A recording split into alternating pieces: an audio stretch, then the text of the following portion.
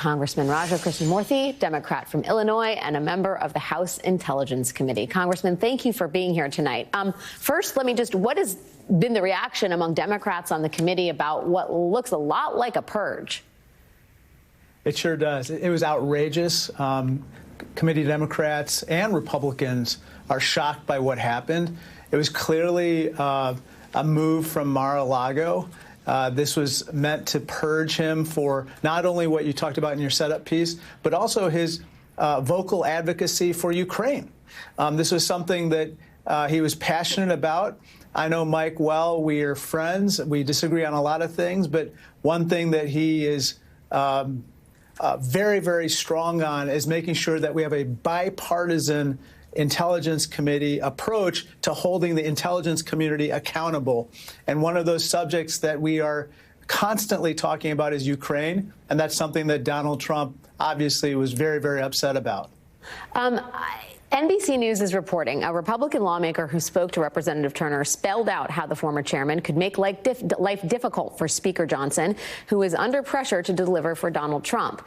Mike Turner did not vote on Wednesday or Thursday. I think Turner will burn the House down, this lawmaker said. He will be a no vote on everything. I mean, he just got totally effed. You've spoken, I believe, with Representative Turner. Can you give us a sense of his mood right now, his reaction to this, whether this reporting is on point, whether it's going to be a problem for Speaker Johnson, who again controls the House with a very, very narrow majority? Suffice it to say that Mike is not a happy camper, and I think that the way in which he was handled was completely inappropriate. And the fact that, Mike Johnson basically relied on his vote to become Speaker and then to do this to him after the fact is even more galling. So now I think that there's potential payback.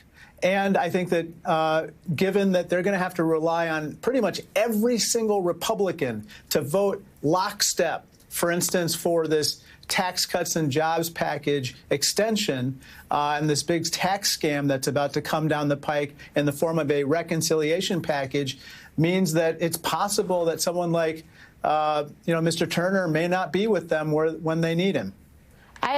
Independent of the fortunes of Speaker Johnson and Donald Trump's agenda in the Republican conference, I think it should alarm everybody that Donald Trump is so singularly focused on the House Intelligence Committee. There is a lot of talk about Donald Trump and Vladimir Putin and the relationship they have, especially over the issue of Ukraine. I mean, can you talk a little bit more about the reasons why Trump may be so laser focused on this? He already has two of his picks, Scott Perry and Ronnie Jackson, sitting on the House Intelligence Committee. That was done, I believe, last year or the year before at his direction, and they were not the typical, the members you would typically see on a committee like that. Can you talk a little bit about the work of the Intelligence Committee as it dovetails with Trump's interests or concerns? Well, you're absolutely right. I think that, look, the intelligence community is charged with being truth tellers.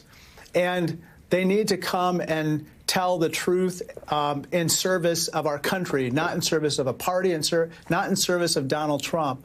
Now that you have people like, potentially Tulsi Gabbard or Kash Patel or others who are going to come before this Intelligence Committee, it's even more important that the chair and members of the committee hold their feet to the fire. Now, if he has people like the folks that you mentioned, and he Trumpifies the Intelligence Committee, it's less likely that they're going to actually hold these folks accountable. And ultimately, it makes our country less safe. So this is a dangerous move. One last thing I want to say about this, which is that I think that this was not only meant to purge Mike Turner, but it was meant to send a signal to other Republicans throughout the House, which is that your committee assignments are also in danger if you cross Trump. That's a very, very dangerous precedent that he set. Can you talk about Rick Crawford, who is the new Republican chair of the committee? I know just based on his voting record, he voted to overturn the 2020 election results. He has voted against Ukraine aid, and he has served on the committee since 2017. What's your assessment of him running the committee? I don't have personal quarrels with him, but the question is whether he's going to be willing to stand up to Trump, whether he's going to be willing to hold people accountable, whether he's going to, for instance, make sure that when Kash Patel comes before the committee, that he's asked the tough questions that he's inevitably going to get with regard to the FBI. So we're going to see how Mr. Crawford performs, but the fact that Mike Turner's not there is deeply, deeply disconcerting. Congressman Raja Krishnamoorthi, it is really great to get your perspective on all of this. Thanks for joining us tonight. Thank you so much.